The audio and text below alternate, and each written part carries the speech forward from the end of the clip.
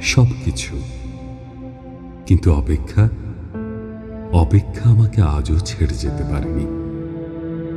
আমি ভালোবাসার জন্য সব কিছু ছেড়েছি, শুধু অপেক্ষা ছাড়া। অপেক্ষাকে আমি আজও হৃদয়ের গহীনতম অংশে অবরুদ্ধ করে বেঁচে আছি। অনেকেই বলে অপেক্ষা হচ্ছে শুদ্ধতম ভালোবাসার প্রকাশ। ভালোবাসতে সবাই পারে, কিন্তু সবাই প্রিয়তমার জন্য অপেক্ষা করতে পারে না।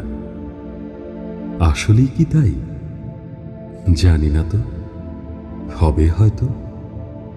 তবে অপেক্ষার কাছে আমি অনেক ঋণী।